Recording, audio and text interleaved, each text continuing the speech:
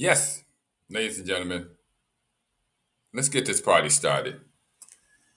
It is 12:01, 7:23, July 23rd, 2025. The Amazing Great Sports Network, Sports Wednesday. Sports Wednesday continues. We fired it up. We got it going on. Let's get it rocking. This is Kicking It by New Sessions. Yes, I know who this is now. It only took me 3 years to figure out who this song belongs to after, uh, they tried to shut me down for using it. I bought it once, had to buy it again, but we got it straightened out.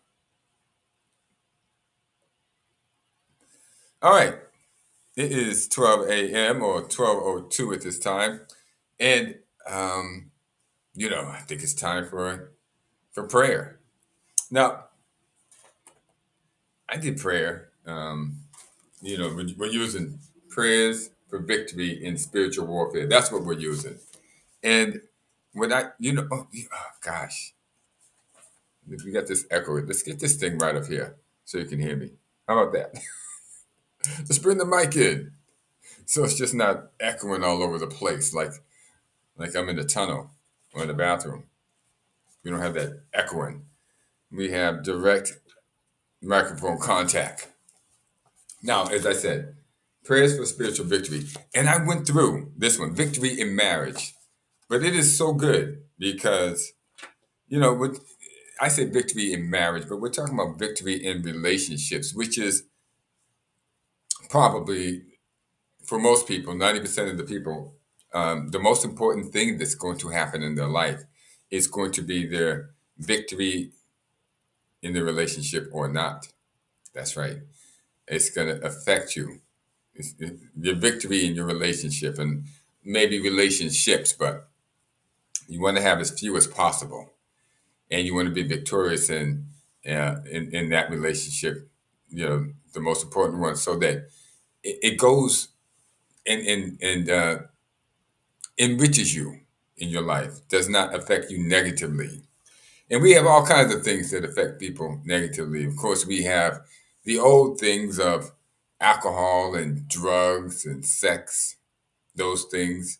And then you have music that interferes. And then television came along, movies and television.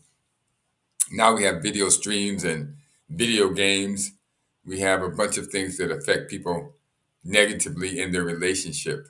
So um, with the with the advancement of technology and the advancement of communications, as we should say, it has not got easier, no, for human beings to coexist, male and female, in a serious, monogamous, growing, enriching relationship. It's actually gotten harder.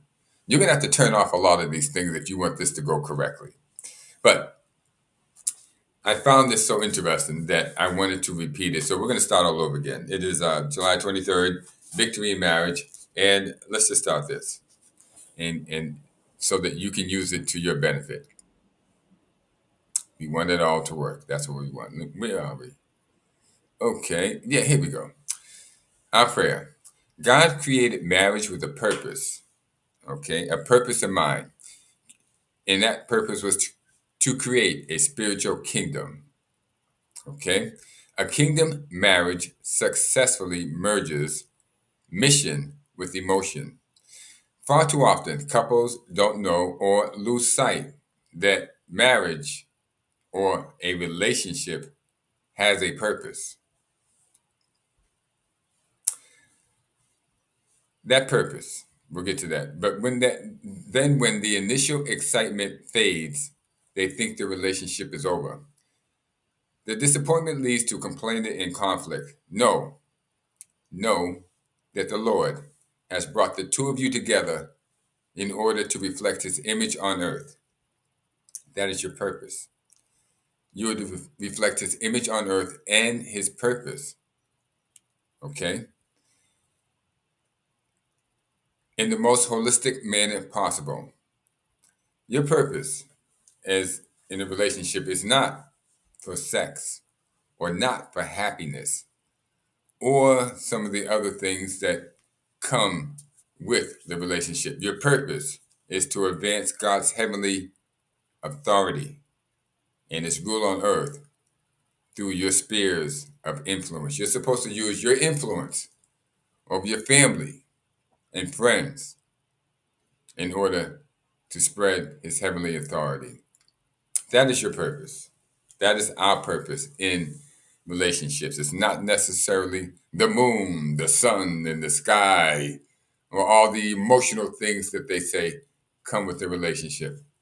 No, those are subservient to you passing on God's kingdom and passing on the gospel to the world. And then when you do those things, you will find happiness. You will get the sun. You will get the moon. You will get the sky and the clouds and the wind and everything that comes with it.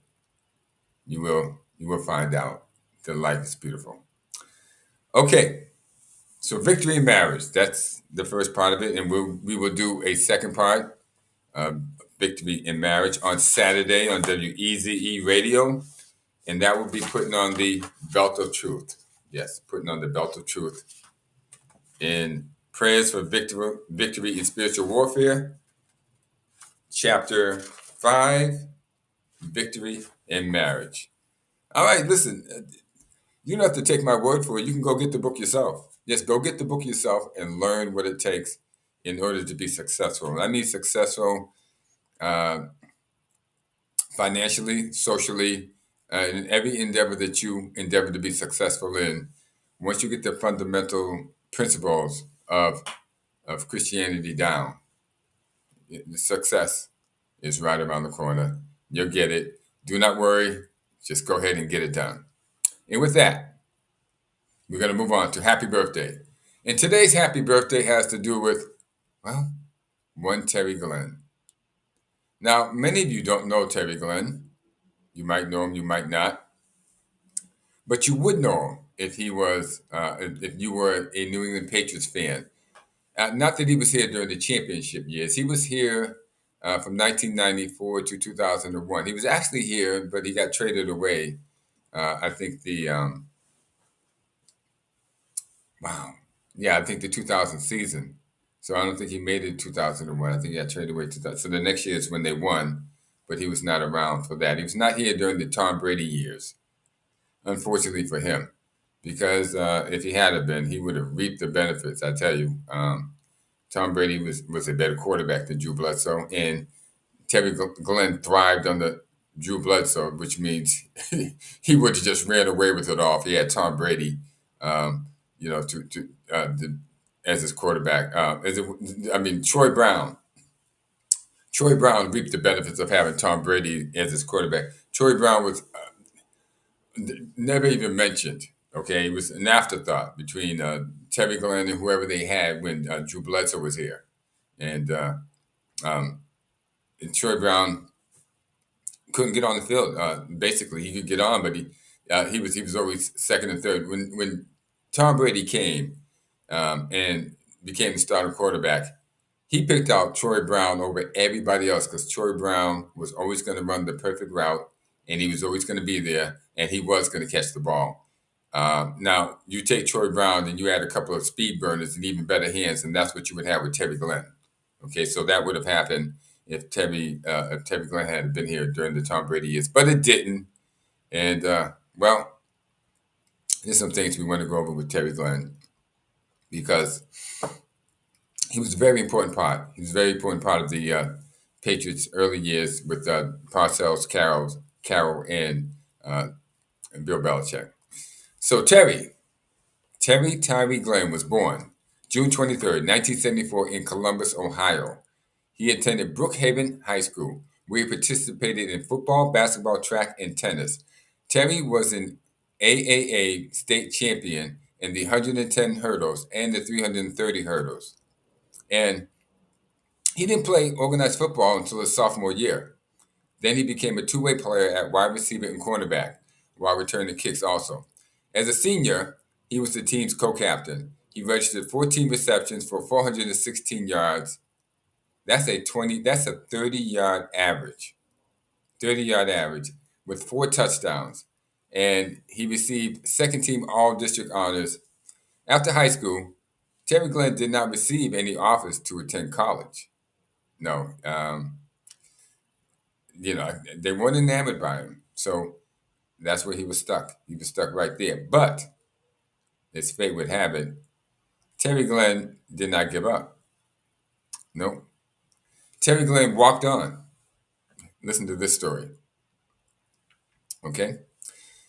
During open tryouts at Ohio State University, Terry Glenn impressed the coaching staff enough that they retained him as a walk-on recruit. And while he was a redshirt freshman, he was given a scholarship to attend the Ohio State University. Terry Glenn emerged as a rising star in his junior year. He started 12 out of 13 games, and he set school records with 64 receptions for 1,411 yards and 17 touchdowns. Wow. At the end of the year, he was recognized as a consensus first-team All-American, and he won the Fred Biletnikoff Award as the season's outstanding college football receiver. And at the end of this junior year, Glenn declared for the NFL draft so that he could be drafted and play in the NFL. Okay. Now, we have to remember something that I'm going to touch upon later on in this conversation. Terry Glenn came up against very hard circumstances growing up. We won't discuss them now, but we're going to get to them later on after this birthday commemoration. Terry Glenn was chosen in the first round of the 1994 NFL Draft. He was the 7th pick overall, and his coach at the time, Bill Parcells, did not want an offensive player. He wanted a defensive player, so there was a lot of friction back and forth. And the guy you see him standing with, Bob Kraft, overruled Bill Parcells and chose Terry Glenn with his 7th pick. Terry Glenn recorded 90 receptions. Actually, it's the 1996 draft. He recorded 90 receptions for 1,132 yards, a 12.6-yard average, 6 touchdowns in his rookie season, and he helped the New England Patriots reach Super Bowl 31. At the time, his 90 receptions were the most ever in a single season by a rookie in NFL history, and the second most in franchise history. Glenn was also named the second alternative to the 1997 Pro Bowl. He played 5 more seasons with the New England Patriots, but he was never able to duplicate the magic of his first season. Coaching changes, dedication problems, questions, and disciplinary situations plagued him until he was traded. Now, Glenn spent 5 more years up and down as a NFL player, but his best years were as a Patriot because he was magic. He was magic. He was unbelievable. But after he was traded, he went to Green Bay, and then he spent 4 seasons with the Dallas Cowboys, but he never had the output that he had when he was with the Patriots. And, it takes the right quarterback. It takes the right situation to get it done, and that didn't happen to him. In retrospect, after all was said and done, the reason why I'm commemorating Terry Glenn's birthday is that he only played 5 seasons. Then he played 5 more seasons in the NFL. Coaching changes, all kinds of things affect him. Then he had injuries later on. He always had hamstring injuries. And he was a smaller guy. He was not a big receiver. They say he was 5'11". I think it was more like 5'9", 5'10". They say he was 185 pounds. I'd put him more like at 175, 180 at his best. And that's not a big guy. So when he took punishment, it really, took its toll on him and, kept him out. But let's just call him 5'11". He had above average speed. As we noted, he was a 110 to 330 hurdles champion while he was in high school. So he had above average speed, but his gifts, Terry Glenn's gifts, were his hands and his ability to angle and position his body to make catches and his hand-eye coordination. Those are three things that set him apart from every receiver that I've ever seen. Okay, um, he doesn't have the hands like Randy Moss. I mean, the outstanding reach capabilities. And I'm not even going to say he had the speed of Randy Moss, but he had above average speed. And the guy could angle his body like Paul Warfield or Lynn Swan, so that he was always in position to catch the ball. And his hand-eye coordination was superior. He could make catches out of anything, anywhere close to him, he can make a catch, and make it look easy. He was really, really, really that good. Injuries and situations with his being able to be disciplined, to retain discipline or stay disciplined, affected him greatly. But gosh, um, it takes dedication to have the focus that he did when it came to catching the ball. Maybe he didn't have the discipline, dedication that they were looking for as far as being able to stay in at night and read books, the play books and things of that sort.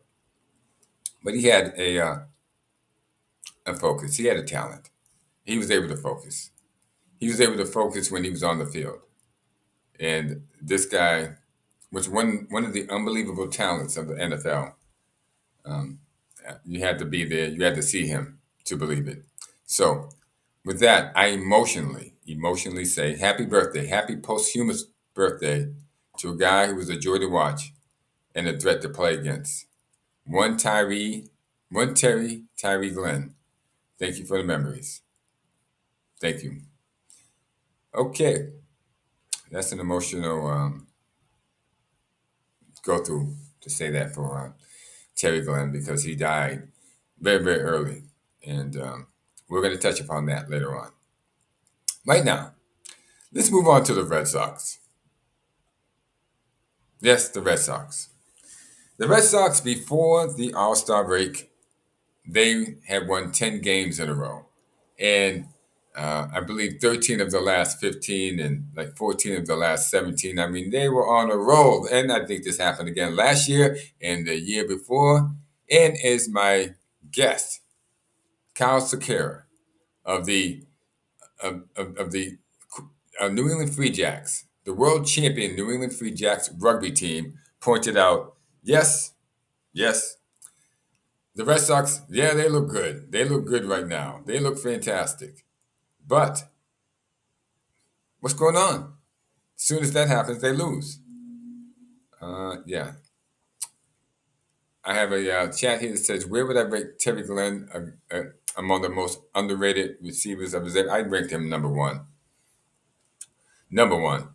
The guy was he was a talent to behold. And most of the NFL is not going to know this because you only got to watch the guy when the Patriots were on television, the nationally televised games. But those of us who watched him locally, uh, that stat that of 29 yards, 30 yards per reception that he had his junior year in Ohio State is not a mistake. This guy could reel it off. I mean, he could go deep and he could catch it. And if he caught the ball in stride, he was elusive enough to make it hard for you to catch him.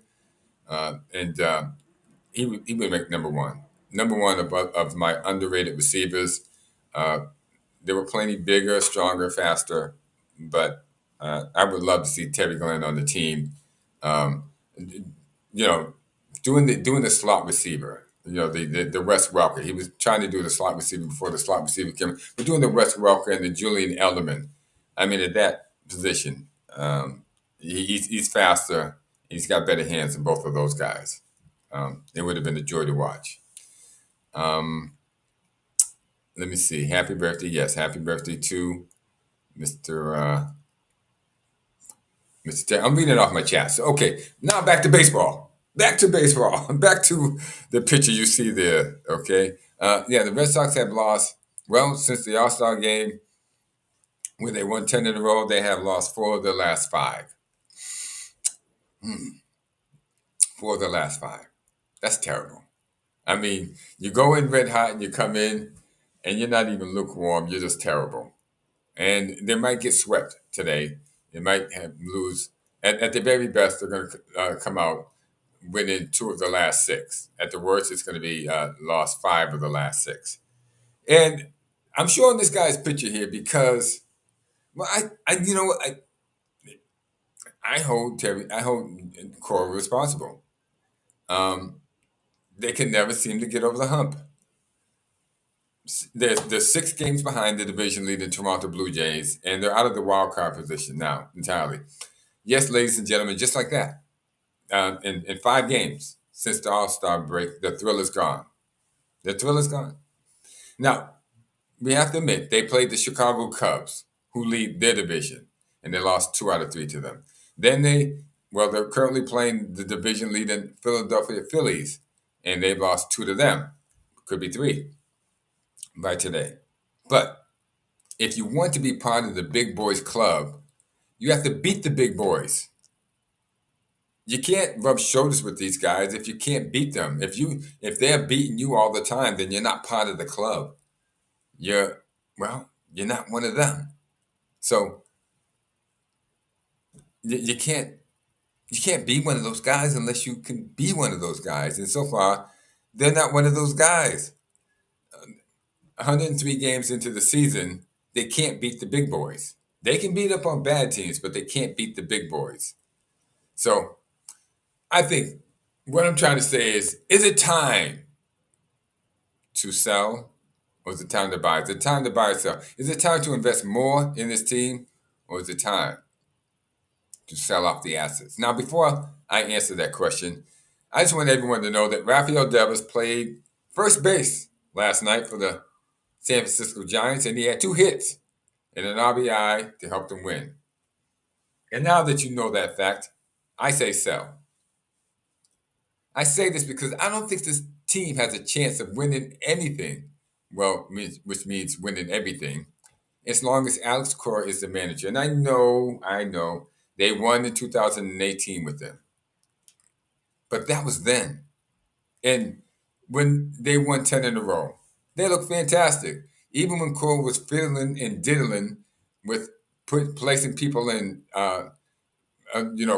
parts of the field where they didn't belong.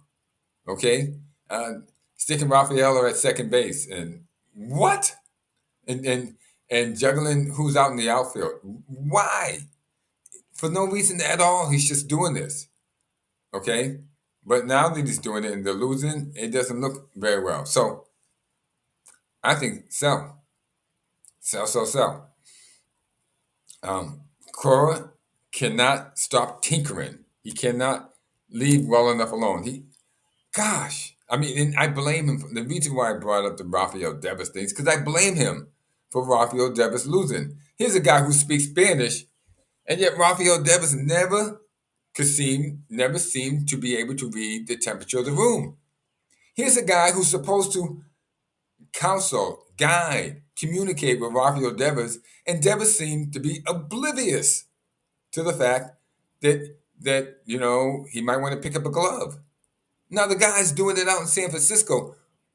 I don't think his coach is Spanish. I don't think the manager of the team is Spanish. Yet he's able to communicate to Rafael Devers better than Cora did. What the heck are we saying? Did Cora really do this? I mean, Cora sabotaged it. He sabotaged the whole thing. Be honest, and yes, that's how I feel. Okay, and I'll let it go at that. So that's the reason why I believe they should sell. I believe they should sell because as long as Alex Cora is the manager, I don't see it. I don't see it going forward. I think the team, when they had that last team with Benintendi, Betts, Bradley, JD Martinez, and those guys, they were just so good. They were just so good that they won in spite. Kiki Hernandez. Gosh, those guys are just dirt dogs, and they won in spite of Cora. Because Cora seems to press all the wrong buttons, and to me, does not have the pulse of his team. That being said, I say sell. But if you get rid of Alex Cora, then bye. Now, something I wanted to get into that came up as I was doing research on Terry Glenn. And let me take Alex Cora out of here. Okay. Something I want to bring up that reared its ugly head as I did research on Terry Glenn. One of the most underrated wide receivers I've ever seen. And you know, the funny thing is, I met Terry Glenn. I met Terry Glenn as a police officer. Um, I was working a part of town.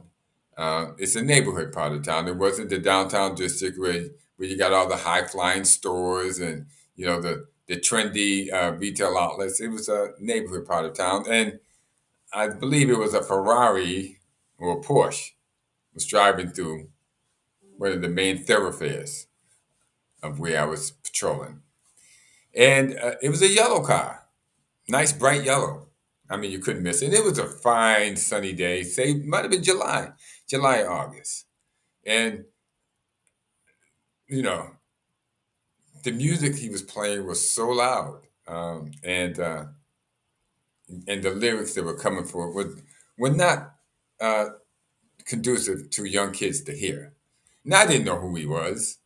I had no idea. The car, the yellow car, did not grab my attention. The fact it was a Ferrari did not grab my attention as it passed by me because thousands of cars passed by me each day. I don't take notice. I mean, when I was a police officer, I'm not taking notice of them. I have other things I have to worry about, which is my life, my safety, and the safety of the public. So I'm not paying attention to cars just because they're yellow or just because they're a Ferrari. I might notice the yellow first before I even notice it's a Ferrari. Who cares what color it is? I'm not car watching. But so this thing that he had a specially outfitted stereo, and it was shaking the buildings, to put it mildly. So I was in my cruiser at the time, monitoring a traffic intersection there. And so when this car went through and it shook the buildings, it caught my attention. And I said, okay, let me pull this guy over and, you know, politely ask him to turn down his music, you know, so that, it's not disturbing everybody. So I did. And then when I pulled it over and I ran the plate, you always run the plate before you get out of the car, so you have some idea of who you're dealing with. In a sense, uh, I ran the plate and it came back Terry Glenn. So I walked over to the car. I said, "How are you doing, Mr. Glenn?" Why pretend as if I don't know who he is? I might as well get it out there. How are you doing, Mr. Glenn? Uh, your music is kind of loud, I think is what I said. I said, you're in a residential neighborhood. We have kids here and things of that sort. And not only is the music loud, some of the lyrics it's saying might not be conducive for kids to listen to and to ingest.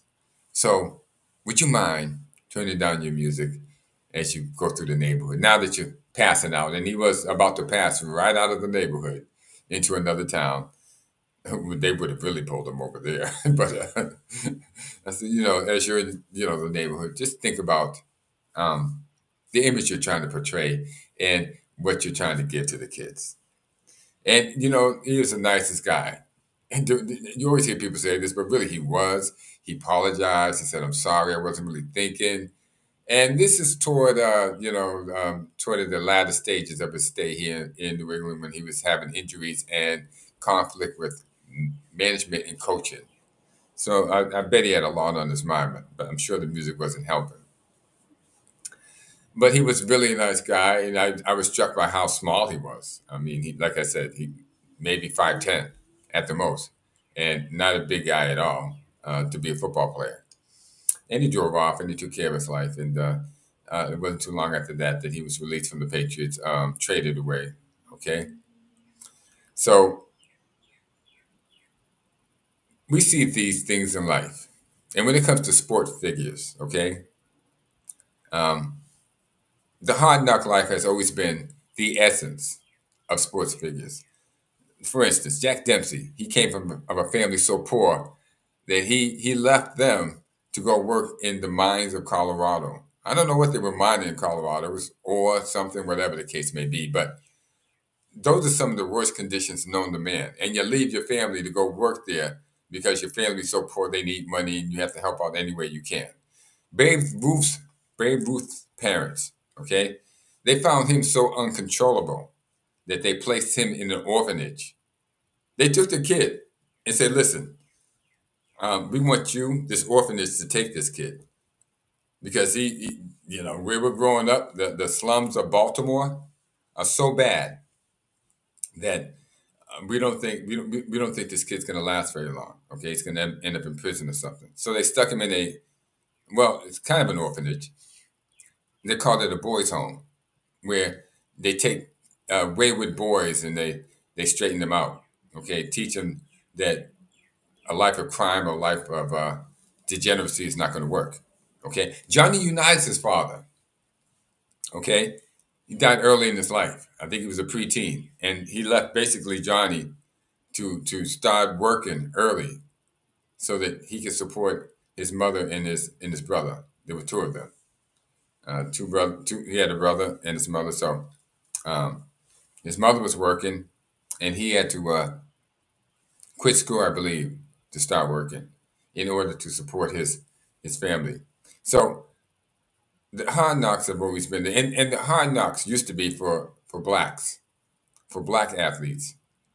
It was racism. Racism was the overwhelming specter hanging over a black athlete's life. Racism, that he was not going to be able to make it to the league because of his skin color. That was it. Okay, he was not going to be able to play football in the National League, or baseball, or hockey, or track, such as the skin color would keep the black athlete out, or ruin his life as far as being an athlete. Well, that used to be, but now that's not true. For black athletes, the present hard knock narrative is that of a broken home. Okay, and there's a twist to this. Okay, because it's a cruel twist. It's not so much and how do we put this? It's not so much a twist of fate, like a father dying or a family being poor, as much as it is the consequences of bad behavior. Okay, the embracing of sin as the sin of lust, the embracing the sin of lust as a culture and a normality. Okay, the broken home is preventable. It isn't something that just happens. I mean, it's not going to be like an earthquake. It's not going to be like a parent dying or a father losing a job or things. Single parenting is not that at all. Single parenting is preventable. And as I recently did today, celebrating the posthumous birthday of Terry Glenn, and I was taken aback by the pain and tragedy that Terry Glenn suffered from the beginning. Terry Glenn never knew his father. His mother was murdered by her then new boyfriend when he was 13. He was then legally adopted by not even relatives. He had to be adopted by somebody outside of his family who felt sorry for him. Okay? They were the parents of a friend that he had at school, I think junior high school at that time. And they legally assumed responsibility for him. Okay? Now, he eventually made it to the NFL. But the pain he went through in his childhood haunted him.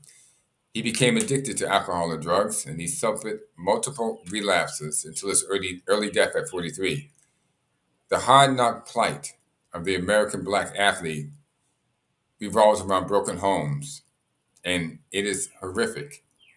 It's an illustration of what is occurring in America. Similar to LeBron James growing up in a single-parent household where his mother was a crack addict. He didn't know his father. All of this is preventable. All of it. 75% of Black American children are born to a single parent, which is 99% female. The outcome of such an arrangement is this: Blacks account for 55% of the nation's homicides and 60% of the prison population. These homicides and prison statistics have nothing to do with systemic racism. It has to do with Black people not taking responsibility for their harmful actions. And this overwhelmingly indicts Black women since they receive custody of the children 99% of the time. So the prison and the behavior being out of whack is indicative to the type of household single mothers have. Most times it's chaotic and out of control, and the kids are on their own. Okay, that's not to say that all of them are like that, but the overwhelming majority is. The communities are out of control, the kids are out of control, and all of them come from single parent mother households. Yes, that's the truth of it. Now, lost in all this is not that I'm trying to blame, I'm trying to explain. Okay? Single parenting in the Black community, single mother parenting in the Black community is equal to the commission of genocide. Do you understand, ladies and gentlemen? Genocide, when 55% of the nation's homicide comes from 15% of the nation's population. The Black population is only 15% of the United States population, yet it accounts for 55% of the nation's homicides. Do you understand what that means? And 60% of the prison population. That is genocide. So the single parent, mother raising children model does not work. It does not work. It is not supposed to work. Okay? You can't turn the sin of sex and lust, okay, and into a pastime and expect good results, which is what's going on. Um, Blacks are supposed to embrace sin and lust and, well, those things that have to do with sin and lust. Twerking, the seductive clothing, the seductive dances, the things in the music that suggest, well, fornication and adultery and everything that has to do with sex. Okay? That is a sin, ladies and gentlemen. I'm talking specifically to the majority of people in the Black community. That is a sin. You can't make it a normality. Okay? You're not going to get good results because sin is reflective of the presence of the devil. And no one can play footsies with the devil and win. That's not the way it works. See, the devil does not play like that. And what you've been told that you're doing, which is, well, just having a little bit of fun, is actually, well, bringing in the devil into your life. Now, as you look around at the communities and them being out of control, it should be fairly evident to you of, well, what I'm telling you. You're playing footsies with the devil. And the devil comes to steal, kill, and destroy, ladies and gentlemen. And when he plays for keeps. In this case, the dreams, lives, and souls of young Black Americans. So it's time to smarten up and reject the narrative, Black America. Single mother parenting does not work, and no matter what they tell you, evidence will show that it's not supposed to work. Your kids deserve better. They deserve better than to be in a homicide or a prison statistic. Now, we can ask for reforms to be made. Maybe that, we're not supporting just the birthing of babies, government-wise, but they're not going to do that.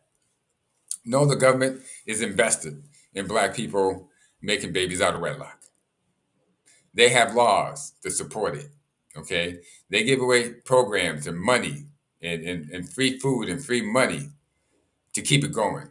No, this is going to have to be done by Black people in their willpower, knowing that it's wrong, knowing that it doesn't work, knowing that they care more about their kids than to put themselves in a position. And yes, ladies, you're going to have to take responsibility. I would say this. If you really wanted to change this, I could tell you that you could change this very quickly. Okay? If you ever did it so that whoever wants the kid gets the kid with no money, I doubt that 90% of all these out of wedlock births will go away. If the females could not get paid for it. Not, okay, I'll cut it down to 75%, but that's still a heck of a lot. 75% of these out, out of wedlock births would stop occurring if the government was not associating payments with it. But you can't wait for the government to do it because they're not going to do it. They're not going to do it. You're going to have to do it. Do you understand? You're going to have to take the initiative and say you want relationships. And we go back to the beginning of the show when I said victory in marriage. Victory in marriage. Okay? Victory in relationships. What are we talking about here? We're talking about victory in relationships.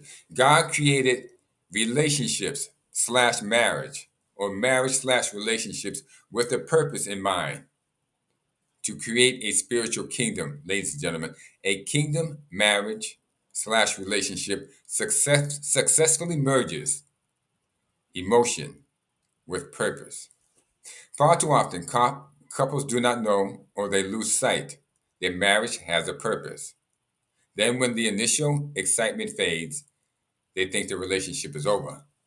That disappointment leads to complaining, conflict, and breakups.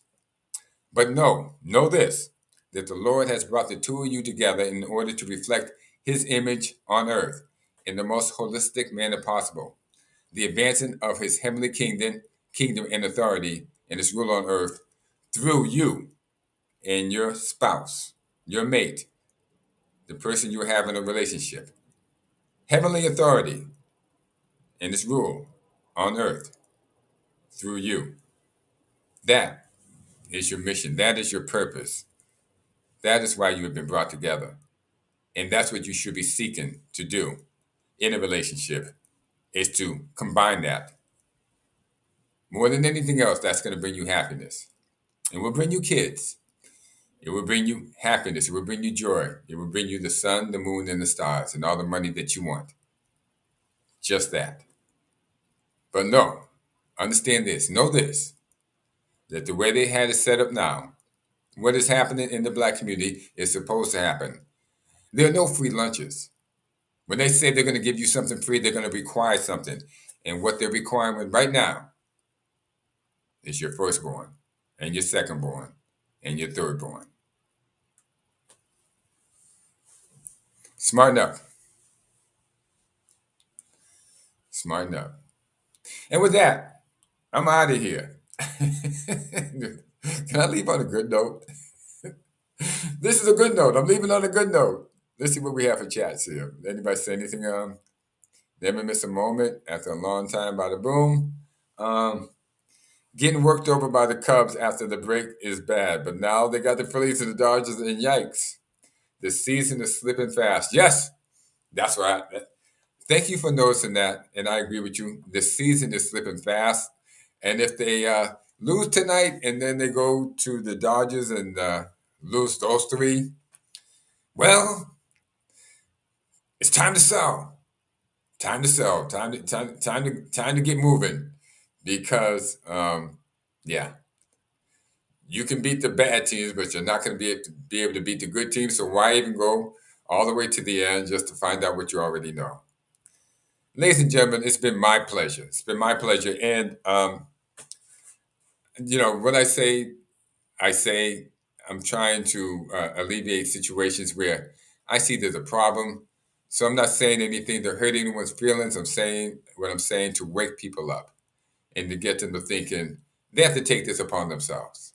So with love and all the gratitude I can muster, I say thank you.